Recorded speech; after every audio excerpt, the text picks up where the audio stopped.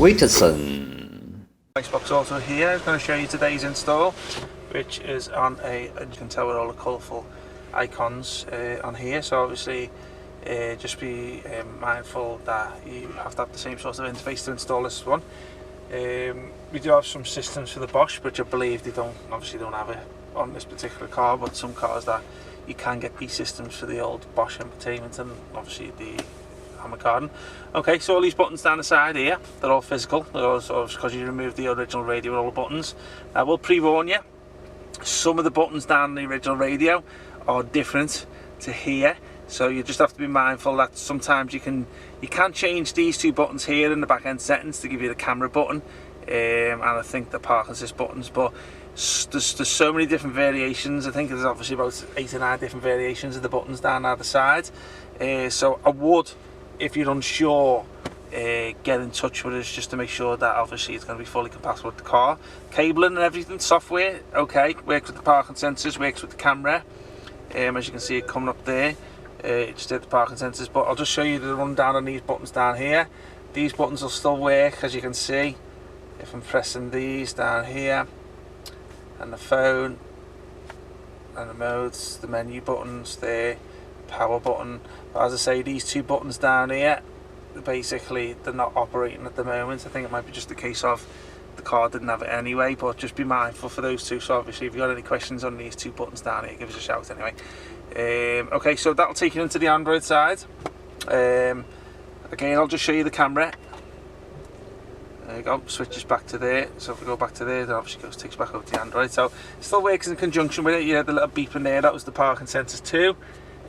All that fully works with it there. All these buttons down here are all relatable towards some of the settings on here. So there's your speedometer and your revs. I'll just see, as you can see, and put my foot down there. That one just takes into all like a few little back end app settings here. Also your back end there. So obviously go back to the home page. So your navigation, any maps you want. These are Google Maps at the moment, which are pre-installed, but you can add any maps of choice onto the system through the Play Store, Waze, Copilot, and all stuff like that. Let's have a little look on a second, take you back out to the home page. Music is where you play your music through, so obviously if you want to be old-fashioned and stick all your albums as well as movies onto a pen drive, you can also play it through these apps here. Bluetooth, self-explanatory, that's where you pair your phones, got full phone book support. It's got across video. As I said before, if you're old-fashioned, if you want to put your films onto a pen drive, does work with the steering wheel controls. A second, as you can see me lowering it down. I'll just put it up again. So it does work with the steering wheel controls. I'm pressing on there, so obviously the sound's going off, so you can see the HD video. Very nice. That's just a Chinese demo that you get on there. Dashboard I showed you before. Original vehicle information, so obviously that'll take you back to the home page of the original car. So you got applications here, Z-Link. It's just the CarPlay and the Android Auto app. I haven't set my phone up today to show you that, but I'm sure everyone's familiar with the CarPlay and Android Auto. That's where you get it through there. So as you say, it's just that's the slowed up screen of it there. So obviously that'll give you your CarPlay, your Android Auto. It does have mirror link there, but it's not that great. So don't buy it if you want mirror link.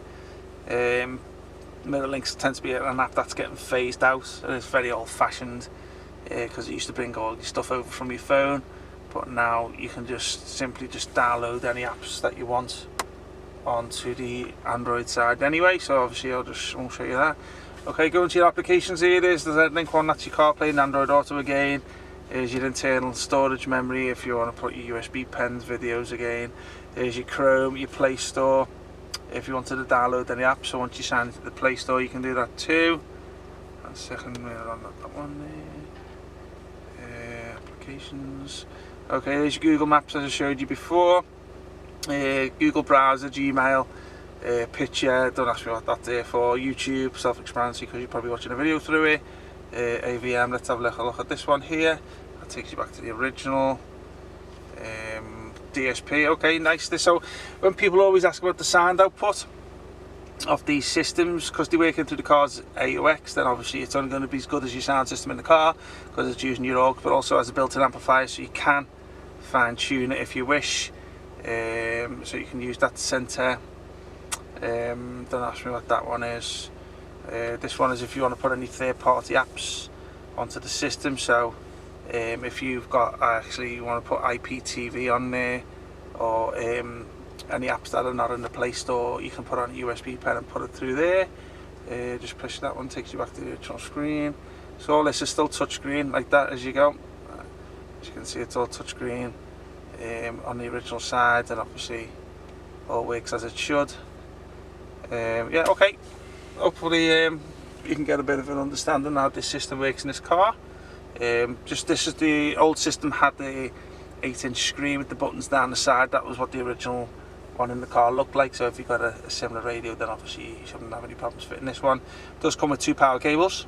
It comes with a quad lock one, which is fits to the connections behind this center console here, and also sometimes if you've got the amps underneath the seat, then obviously you might need to go underneath one of the seats. Don't ask me which one, because sometimes it's the driver, sometimes it's the passengers, and you get another cable in the box for that type of connection.